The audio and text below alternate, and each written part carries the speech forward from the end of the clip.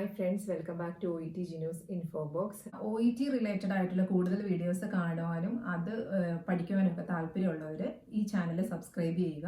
അതുപോലെ ഇതിൻ്റെ Facebook page ഉണ്ട്, അപ്പോൾ ഫേസ്ബുക്ക് പേജ് ലൈക്ക് ചെയ്യാനും മറക്കരുത്.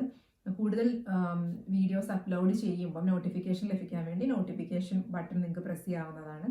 പിന്നെ ആർക്കെങ്കിലും OET ഓൺലൈൻ കോഴ്സസ് ചെയ്യാൻ താല്പര്യമുണ്ടെങ്കിൽ ഇതിനോട് കൂടെ കൊടുത്തിട്ടുള്ള നമ്പറിൽ നിങ്ങൾക്ക് കോൺടാക്ട് ചെയ്യാവുന്നതാണ്. അപ്പോൾ ഇന്നത്തെ വീഡിയോയിൽ ലിസണിങ് മൊഡ്യൂള് എങ്ങനെയൊക്കെ പ്രാക്ടീസ് ചെയ്യാം, അതുപോലെ എൻ്റെ ലിസണിങ് എക്സാമിൻ്റെ എക്സ്പീരിയൻസ് എന്തൊക്കെയായിരുന്നു, ഞാൻ എങ്ങനെയൊക്കെയാണ് പ്രിപ്പയർ ചെയ്തത് എന്നതിനെ പറ്റിയാണ് നമ്മൾ നോക്കാൻ പോകുന്നത്.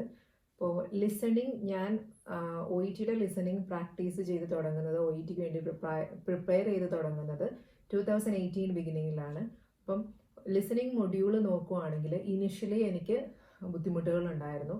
അപ്പോൾ മേജറായിട്ടും ഞാൻ ഫേസ് ചെയ്തിരുന്ന പ്രോബ്ലം എന്ന് പറയുന്നത്, ഫസ്റ്റ് തന്നെ ഇപ്പം അതിൻ്റെ അകത്തുള്ള എക്സ്ട്രാക്റ്റുകളിൽ രണ്ടുപേര് തമ്മിലുള്ള കോൺവെർസേഷനൊക്കെ വരുമ്പോഴേക്കും നല്ല ഫാസ്റ്റായിട്ട് സംസാരിച്ച് പോകുമ്പോൾ അവരുടെ ഒരു ആക്സെൻറ്റ് അല്ലെങ്കിൽ അവരുടെ വേ ഓഫ് സ്പീക്കിംഗ് എനിക്ക് ഫോളോ ചെയ്യാൻ ഇനിഷ്യലി കുറച്ച് ബുദ്ധിമുട്ടുണ്ടായിരുന്നു.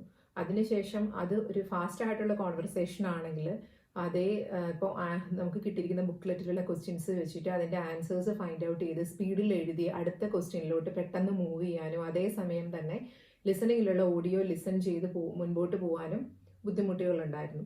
അപ്പോൾ ഇനിഷ്യലി അങ്ങനെയുള്ള ബുദ്ധിമുട്ടുകൾ ഫേസ് ചെയ്ത സമയത്ത് ഇതെങ്ങനെ റെക്ടിഫൈ ചെയ്യാമെന്ന് നോക്കിയപ്പം എനിക്ക് തോന്നിയ ഒരു കാര്യം എന്ന് പറഞ്ഞിട്ടുണ്ടെങ്കിൽ, ഹെൽത്ത് റിലേറ്റഡ് ആയിട്ടുള്ള കോൺവെർസേഷൻസോ അതല്ലെങ്കിൽ അതുപോലുള്ള ടോക്കോ കാര്യങ്ങളൊക്കെ കുറേയും കൂടെ നമ്മൾ ഒന്ന് ഫോക്കസ്ഡ് ആയിട്ടൊന്ന് ലിസൺ ചെയ്യുന്ന ഒരു ഹാബിറ്റ് ഉണ്ടാക്കിയെടുക്കുകയാണെങ്കിൽ ഈ പറയുന്ന ഒരു കാര്യങ്ങളൊക്കെ ആയിട്ട് നമ്മൾ കുറച്ചുകൂടെ ഫെമിലിയർ ആയിരിക്കും. അപ്പോൾ നമ്മളത് ഫസ്റ്റ് ടൈം കേൾക്കുന്ന ഒരു ബുദ്ധിമുട്ടോ അല്ലെങ്കിൽ ഓൾ ഓഫ് എ സഡൻ ഒരു കാര്യത്തിനോടുണ്ടാകുന്ന ഒരു എക്സ്പോഷറിൽ ഉണ്ടാകുന്ന ബുദ്ധിമുട്ടുകളൊന്നും ഉണ്ടാവില്ല എന്ന് തോന്നി. അപ്പം ഹെൽത്ത് റിലേറ്റഡ് ആയിട്ടുള്ള ടോക്ക് ഷോസും അതുപോലെ തന്നെ ഹെൽത്ത് റിലേറ്റഡ് ടോപ്പിക്സ് അങ്ങനത്തെ കാര്യങ്ങളൊക്കെ ഞാൻ ലിസണിങ് ഇംപ്രൂവ് ചെയ്യാൻ വേണ്ടിയിട്ട് ലിസൺ ചെയ്യാൻ തുടങ്ങി. അതിന് വേണ്ടിയിട്ട് ഇപ്പം ഡെയിലി ഒരു half an hour to 1 hour ഒക്കെ സ്പെൻഡ് ചെയ്യാൻ തുടങ്ങി ഇനിഷ്യൽ ഡേയ്സിൽ. അപ്പം ഗ്രാജുവലി നോക്കിയിട്ടുണ്ടെങ്കിൽ എൻ്റെ listening practices day by day improve ആയി വരുന്നുണ്ടായിരുന്നു. അപ്പോൾ തുടക്കത്തിലെ പെട്ടെന്ന് പാനിക്കാവുന്ന ആ ഒരു സിറ്റുവേഷൻ ഡേ ബൈ ഡേ നോക്കിയിട്ടുണ്ടെങ്കിൽ കുറഞ്ഞു വന്നു. അത്യാവശ്യം നല്ല ഇംപ്രൂവ്മെന്റ് ഡെയിലി നമുക്ക് ലിസണിങ്ങിന്റെ സ്കോർ ലാസ്റ്റ് നമ്മൾ നോക്കുമ്പോൾ ഡെഫിനറ്റ്ലി ഡേ ബൈ ഡേ നോക്കിയിട്ടുണ്ടെങ്കിൽ നല്ല ഇമ്പ്രൂവ്മെന്റ് ഉണ്ടാകും. ലിസണിങ് മൊഡ്യൂള് എങ്ങനെയൊക്കെ ഇമ്പ്രൂവ് ചെയ്യാം, എങ്ങനെ നല്ല രീതിയിൽ അത് അറ്റൻഡ് ചെയ്യാം എന്നുള്ള ഇതിനെപ്പറ്റി ഞാൻ ഇൻഫർമേഷൻ കളക്ട് ചെയ്ത് എങ്ങനെയാണെന്ന് വെച്ചിട്ടുണ്ടെങ്കിൽ, അപ്പോൾ ആ ഇനീഷ്യൽ ഡേയ്സിൽ less number of OET training centres ആണ് ഉണ്ടായിരുന്നത്. ഇതുപോലെ പേഴ്സണലൈസ്ഡ് ട്രെയിനേഴ്സ് അല്ലെങ്കിൽ ഓൺലൈൻ ട്രെയിനിങ് ഒക്കെ ഒരു ട്രെൻഡിങ്ങിൽ വരുന്ന ഒരു സമയമായിരുന്നു. പിന്നെ യൂട്യൂബ് ചാനലിൽ നോക്കുവാണെങ്കിൽ അങ്ങനെ ഒരുപാട് ഇൻഫർമേഷൻ ഒന്നും ഉണ്ടായിരുന്നില്ല. പക്ഷെ ഇന്നിപ്പോൾ നോക്കുകയാണെങ്കിൽ ഒരുപാട് യൂട്യൂബ് ചാനൽസും അതുപോലെ കുറേ ഇൻഫർമേഷനും പിന്നെ ഓൺലൈൻ OET സെന്റേഴ്സും ട്രെയിനേഴ്സും അങ്ങനെ എല്ലാവരും ഉണ്ട്. അപ്പോൾ അന്നത്തെ സമയം എന്ന് പറഞ്ഞിട്ടുണ്ടെങ്കിൽ കുറച്ച് ഇൻഫർമേഷനൊക്കെ നമുക്ക് ഗൂഗിളിൽ നിന്ന് കിട്ടും. മുൻപ് എക്സാം എഴുതിയിരുന്ന കുട്ടികൾ, എക്സാം സക്സസ്ഫുൾ ആയിട്ട് കംപ്ലീറ്റ് ചെയ്തവർ, പിന്നെ ട്രെയിനിങ് സെന്റേഴ്സ് ഉള്ളിടത്ത് അപ്പം നമ്മൾ ട്രെയിനിങ്ങിന് ഇപ്പോൾ 2 months 1 month ഒക്കെ കോഴ്സിനൊക്കെ ചേരുവാണെങ്കിൽ ആ സമയത്ത് നമ്മുടെ ട്രെയിനർ ആരാണോ അവരുടെ അടുത്ത് നിന്നുള്ള ഇൻഫർമേഷൻ, അപ്പം അങ്ങനെയുള്ള എല്ലാ ഇൻഫർമേഷനും കൂടെ അവരുടെ എക്സ്പീരിയൻസ് ഇതിനെയൊക്കെ ബേസ് ചെയ്തിട്ടാണ് ഞാൻ എങ്ങനെ എൻ്റെ ലിസണിങ് ഹാബിറ്റ് കുറച്ചുകൂടെ ഇമ്പ്രൂവ് ചെയ്യാം, എന്തൊക്കെ കാര്യങ്ങൾ എനിക്കിതിൽ ചെയ്യാൻ പറ്റും എന്നുള്ള രീതിയിലേക്കൊക്കെ ചിന്തിക്കാൻ തുടങ്ങി. ഇപ്പോൾ ഇന്നത്തെ സിറ്റുവേഷൻ നോക്കിയിട്ടുണ്ടെങ്കിൽ കുറേ മാറ്റങ്ങളുണ്ട്. ബിക്കോസ് യൂട്യൂബ് ചാനലിൽ ഒരുപാട് പേര് വീഡിയോസ് ചെയ്തിട്ടുണ്ട്. അപ്പോൾ ഈ വീഡിയോസൊക്കെ നിങ്ങൾക്ക് ടൈം ഉണ്ടെങ്കിൽ കാണാം. അതിൽ വാല്യബിൾ ആയിട്ടുള്ള ഇൻഫർമേഷൻ നിങ്ങൾക്ക് നോട്ട് ചെയ്യാം, അതൊക്കെ പ്രാക്ടീസ് ചെയ്യാൻ വേണ്ടി ശ്രമിക്കാം.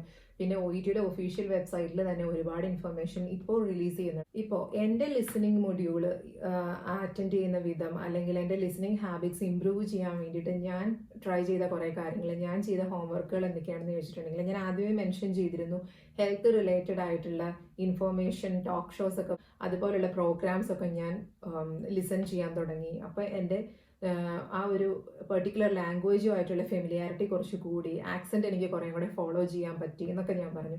പിന്നെ ഞാൻ ഫോക്കസ് ചെയ്തിരുന്ന ഒരു കാര്യം എന്ന് പറഞ്ഞിട്ടുണ്ടെങ്കിൽ ഡെയിലി പ്രാക്ടീസ് ചെയ്യുക എന്നുള്ളതാണ്. ഇപ്പോൾ ലിസണിങ് ഇന്നൊരു മൊഡ്യൂൾ ചെയ്തു, 2 ദിവസം ഗ്യാപ്പ് എടുത്തു, പിന്നെ 3-ാമത്തെയോ 4-ാമത്തെയോ ദിവസം നമ്മൾ ലിസണിങ് ചെയ്തു, അല്ലെങ്കിൽ വീക്ക്ലി 3 days ലിസണിങ് ചെയ്തു എന്നതിലുപരി ഞാൻ എപ്പോഴും ഫോക്കസ്ഡ് ആയിരുന്നത് എന്താണെന്ന് വെച്ചിട്ടുണ്ടെങ്കിൽ ഡെയിലി ലിസണിങ് ചെയ്യുക.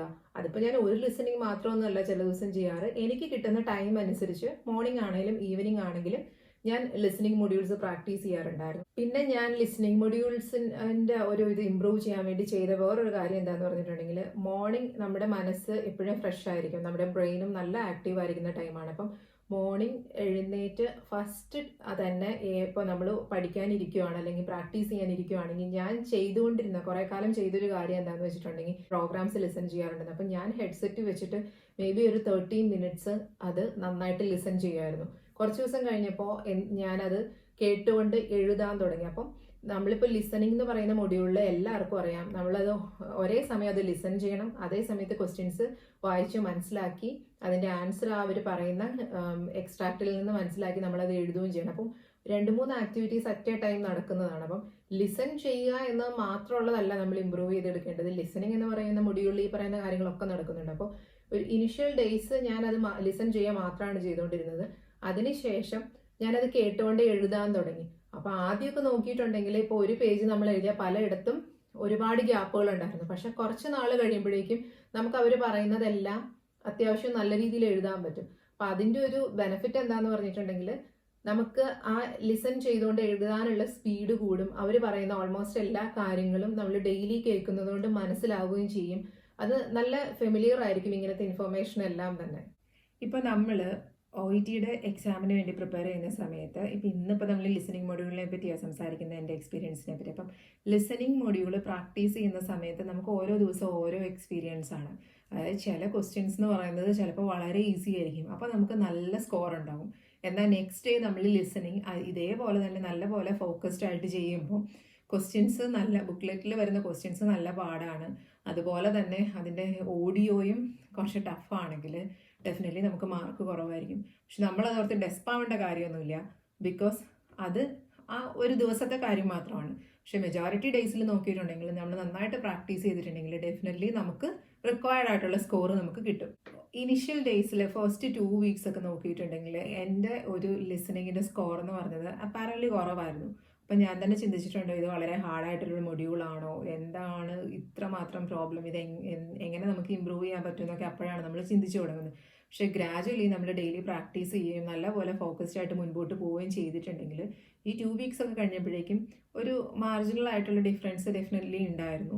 എൻ്റെ ലിസണിങ് എക്സ്പീരിയൻസ്, അതായത് എക്സാമിൻ്റെ എക്സ്പീരിയൻസ് എന്തായിരുന്നു എന്ന് ചോദിച്ചിട്ടുണ്ടെങ്കിൽ, ഞാൻ പറഞ്ഞു ഞാൻ ഓൾമോസ്റ്റ് ഇപ്പോൾ 2 മന്ത്സ് പ്രിപ്പയർ ചെയ്തിട്ടാണ് OETയുടെ എക്സാമിന് പോയത്. അപ്പം എക്സാമിൻ്റെ ഒരു എക്സ്പീരിയൻസ് എന്ന് പറഞ്ഞിട്ടുണ്ടെങ്കിൽ, എനിക്ക് ലിസണിങ്ങിൻ്റെ എക്സാം ഇപ്പോൾ ഒരുപാട് ബുദ്ധിമുട്ടായിരുന്നു എന്ന് ചോദിച്ചാൽ എനിക്ക് ഒരുപാട് ബുദ്ധിമുട്ടായിരുന്നില്ല. എന്നാൽ വളരെ ഈസി ആയിരുന്നു എന്ന് ചോദിച്ചാൽ എനിക്ക് വളരെ ഈസിയും ആയിരുന്നില്ല. OETയുടെ ലിസണിങ്ങിൻ്റെ ഒരു പ്രത്യേകത എന്താണെന്ന് പറഞ്ഞിട്ടുണ്ടെങ്കിൽ, ഈ ലിസണിങ് മൊഡ്യൂളാണ് നമ്മുടെ എക്സാംസിൻ്റെ ഫസ്റ്റ് മൊഡ്യൂൾ എന്ന് പറയുന്നത്. അപ്പം ലിസണിങ് മൊഡ്യൂൾ നമ്മൾ ഇപ്പോൾ എങ്ങനെ അറ്റൻഡ് ചെയ്യുന്നു, അല്ലെങ്കിൽ ആ എക്സാമിൻ്റെ ഒരു പെർട്ടിക്കുലർ ഫീലിംഗ് അത് കഴിഞ്ഞ് കഴിയുമ്പോൾ എന്താണെന്നുള്ളതിന് ഡെഫിനറ്റ്ലി അത് കഴിയുമ്പോഴും സ്ഥാനമുണ്ട്. ഇപ്പോൾ എക്സാം പാടായിരുന്നു, നമുക്കത് നന്നായിട്ട് അറ്റൻഡ് ചെയ്യാൻ പറ്റിയില്ലെങ്കിൽ നമുക്കൊരു നെഗറ്റീവായിട്ടുള്ളൊരു ഫീലിംഗ് ഉണ്ടാവും. സോ ഇത്രയും പ്രാക്ടീസ് ചെയ്തിട്ടും എന്നെ കൊണ്ട് നന്നായിട്ട് അറ്റൻഡ് ചെയ്യാൻ പറ്റിയില്ലല്ലോ, അല്ലെങ്കിൽ എനിക്ക് B ഗ്രേഡ് കിട്ടുമോ, അങ്ങനത്തെ കുറേ തോട്ട്സ് നമ്മുടെ മനസ്സിലുണ്ടാവും. അപ്പോൾ ഉടനെ തന്നെ റീഡിംഗ് ആണ് നെക്സ്റ്റ് മൊഡ്യൂൾ. അപ്പം ലിസണിങ് പാടായിരുന്നു, അല്ലെങ്കിൽ ലിസണിങ് എനിക്ക് നന്നായിട്ട് അറ്റൻഡ് ചെയ്യാൻ പറ്റിയില്ല എന്നുള്ളൊരു തോട്ട് മനസ്സിൽ നിൽക്കുമ്പം ഡെഫിനറ്റ്ലി നമ്മുടെ ബ്രെയിൻ അതേ വർക്ക് ചെയ്യേണ്ട രീതിയിൽ അത്രയും ആക്റ്റീവായിട്ട് വർക്ക് ചെയ്യണമെന്നില്ല. അപ്പം ലിസണിങ് മൊഡ്യൂൾ ഫസ്റ്റ് മൊഡ്യൂൾ ആയതുകൊണ്ട് ഒരുപാട് ഇമ്പോർട്ടൻസ് ഉണ്ട് ഇങ്ങനെ കുറേ കാര്യങ്ങളിൽ.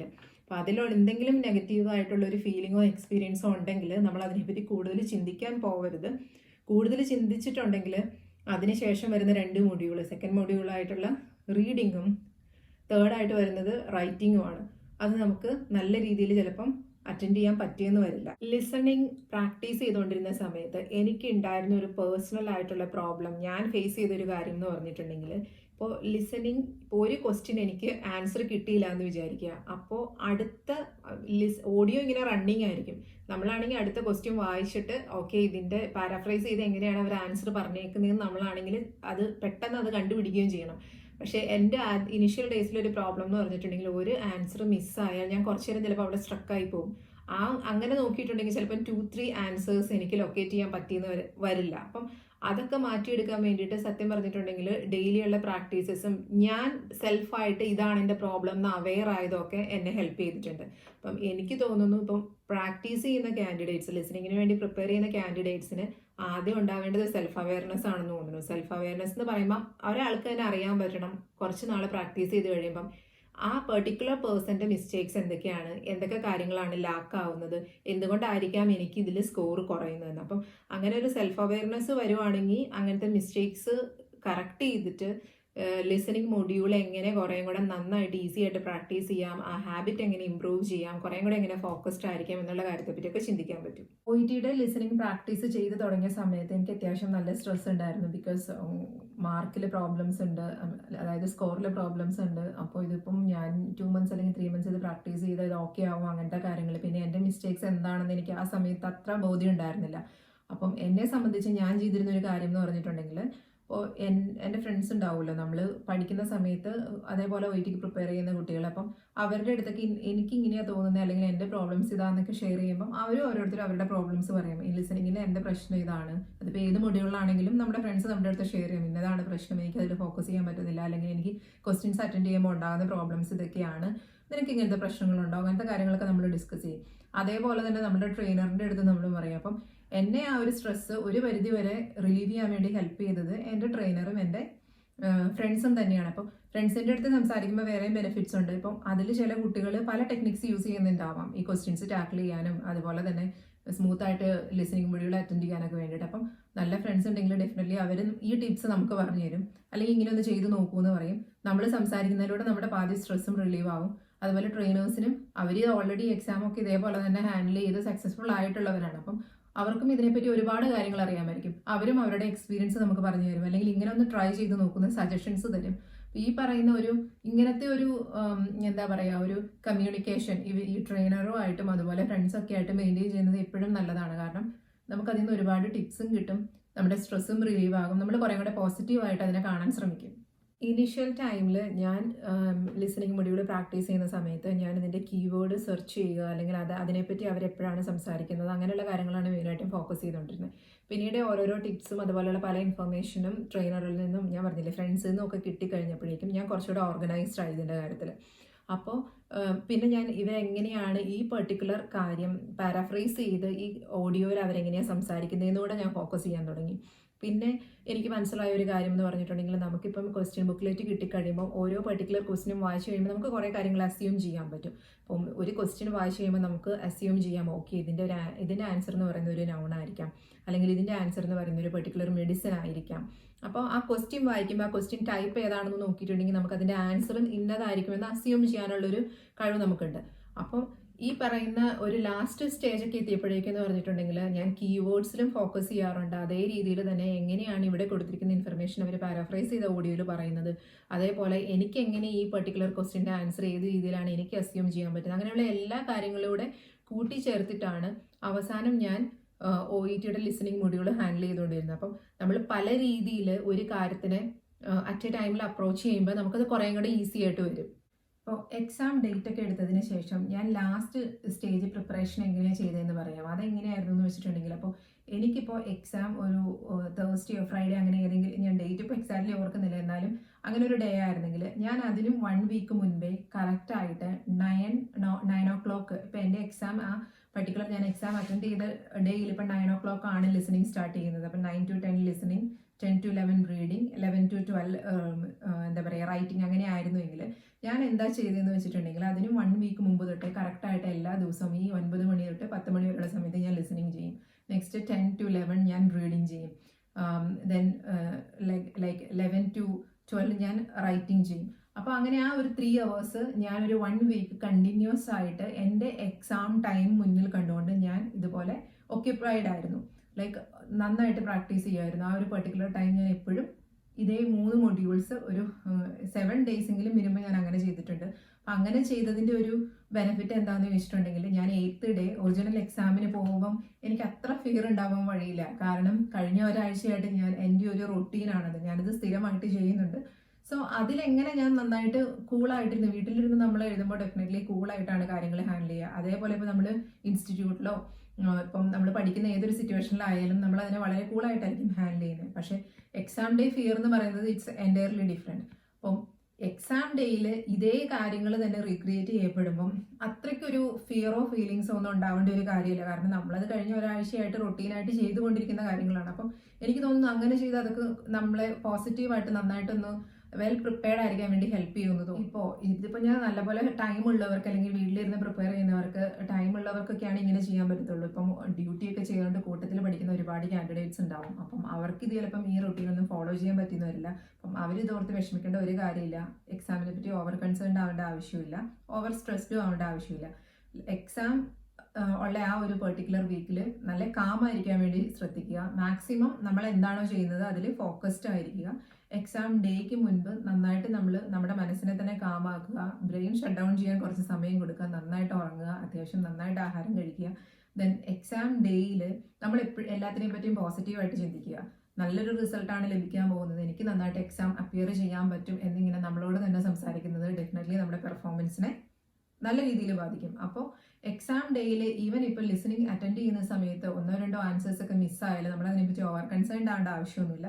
ജസ്റ്റ് ഒരു ആൻസർ മിസ്സായെങ്കിൽ ജസ്റ്റ് മൂവ് ഓൺ ചെയ്യുക. അടുത്ത ക്വസ്റ്റ്യൻ ഓഡിയോ ലിസൺ ചെയ്തിട്ട് ആൻസർ ചെയ്യാൻ വേണ്ടി ശ്രമിക്കുക. അപ്പം നമ്മൾ ഒരെണ്ണം പോയില്ലോ എന്നോർത്ത് ഇരുന്നിട്ടുണ്ടെങ്കിൽ, ഇപ്പം ഞാൻ ആദ്യം പറഞ്ഞ പോലെ എൻ്റെ ഇനിഷ്യൽ ഡേയ്സിലെ പ്രോബ്ലംസ് വന്നായിരുന്നത് ഞാൻ ചിലപ്പോൾ 2, 3, 4 ഒക്കെ മിസ് ചെയ്തിരിക്കും. അപ്പം അങ്ങനെ ഒരു സാഹചര്യം ഉണ്ടാക്കാതെ നെക്സ്റ്റ് ഓഡിയോടൊപ്പം മൂവ് ഓൺ ചെയ്തുകൊണ്ടേയിരിക്കുക. ഡെഫിനറ്റ്ലി നമ്മൾ പ്രാക്ടീസ് ചെയ്തതിൻ്റെ ഒരു റിസൾട്ട് എന്തായാലും എക്സാം കഴിയുമ്പോൾ ഉണ്ടാവും. മാക്സിമം ഫോക്കസ്ഡ് ആയിട്ട് എന്നാൽ വളരെ കാമായിട്ട് പോസിറ്റീവായിട്ട് എക്സാമിനെ അപ്രോച്ച് ചെയ്യാൻ വേണ്ടി ശ്രമിക്കുക. Thank you for listening me.